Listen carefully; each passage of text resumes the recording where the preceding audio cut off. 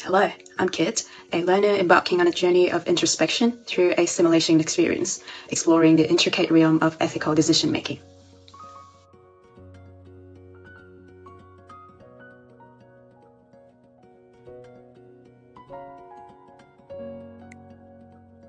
Upon reviewing the simulation video, we acknowledge our premature judgment and assumptions.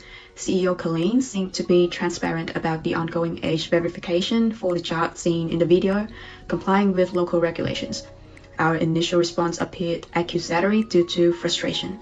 We didn't fully consider the business perspectives and regional factors. Serena exhibited concerns about the matter at hand, but appeared to adopt a defensive stance during our conversation. Of course, it's not in a negative way.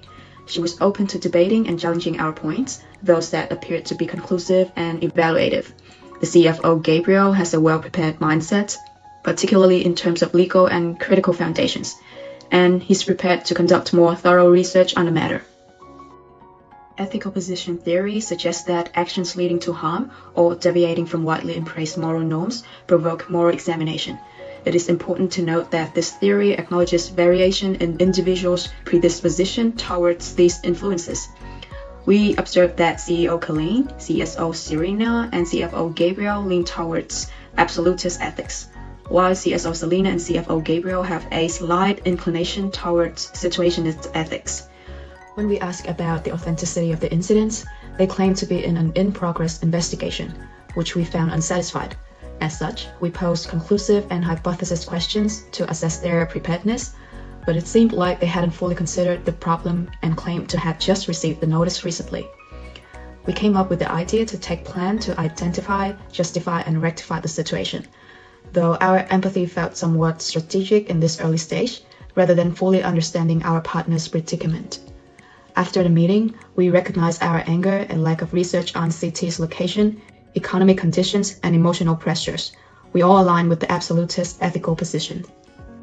So to delve deeper, I will consider ethical approaches such as utilitarian, common good, duty-based, rights, fairness and justice, and virtue from both direct and indirect perspectives.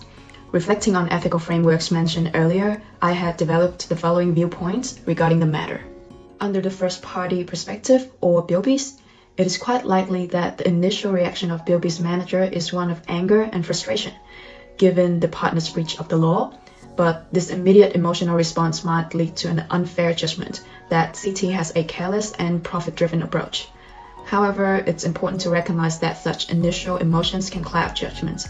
As CT confectionaries and BUS have a win-win partnership, both parties not only possess to work together to mutually create beneficial outcomes and maximize value generation, but they also have the rights or responsibility to support and encourage each other's operation, especially when confronting dilemmas. Under external observers, people outside of BUS, just as similar to BUS themselves, may view such actions as illegal and difficult to forgive. They might even consider leveraging their consumer power to protest against CT's business practices, which could directly impact BUS. This is understandable because people are often motivated to share responsibilities and prioritize community welfare. They are also expected to be rational in assessing their actions with respect to the protection of fundamental individual rights and freedoms. Examining this from CT confectionery standpoint, it appears to be a case where either no precautions were taken in advance or any measures in place did not anticipate in the severity of the situation. It's possible that CT was ill-prepared to receive and address the issue properly. However, looking at the management's response, it becomes evident that this was likely not a deliberate action and there is a genuine desire to rectify the situation, not only for the good of themselves, but also to promoting the good for the stakeholders and society.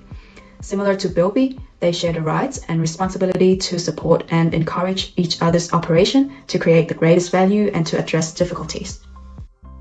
Under the viewpoints of the working population in CT Confectionary's operating region, there's a clear need for better comprehensive research into the cultural, educational, and economic circumstances prevailing in the area where the factory is situated. Yet it is important to acknowledge that at this stage, our understanding is predominantly based on information provided by the management board. As such, it might be obtained that from the perspective of local workers, especially those operating within the CT factory's vicinity, the issue of child labor may not be perceived as a negligence to legal and social considerations. Instead, it might be viewed as a social norm due to the region's limited economic development, cultural context, and educational opportunities. I also found out that considering these diverse perspectives and practicing interactive leadership, which characterized by open communication and empathy, can lead to a more equitable and constructive resolution to the issue. Shah Alam, Selangor, Malaysia, where City Confectionery is located, faces complex socio-economic challenges due to Malaysia's historical racial, religious, and political polarization. Since their independence in 1957, the ethnic Malay majority has held special constitutional status, while minorities often face second-class citizenship. Religious tensions and competing political visions further complicate the social fabric.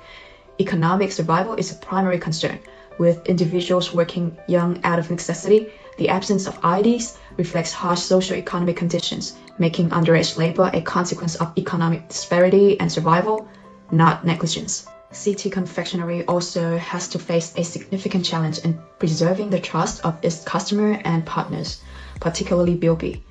BUS30031, as an Australian business operating in a distinct cultural, educational, and economic context, presents a unique set of challenges. Additionally, BUS30031 is still in the process of establishing itself as a developing business, building credibility towards society in general, and garnering support from BUS30031 under these circumstances is a formidable task. After all the learnings, I have come up with some important lessons for myself that would influence my future experience for making ethical decisions both in life, business, and various contexts. Firstly, is to maintain respect and encourage open, respectful dialogue. Second is to recognize and manage emotions, especially in the initial stage. This would help me to make rational decisions. I also learned to consider different viewpoints, including personal, societal, and stakeholders into ethical analysis. This comes along with cultural and contextual understanding. In other words, is to understand the different external context to avoid hasty judgment. Prioritize empathy and collaboration in hand with utilizing ethical frameworks help to gain a comprehensive understanding of ethical issues.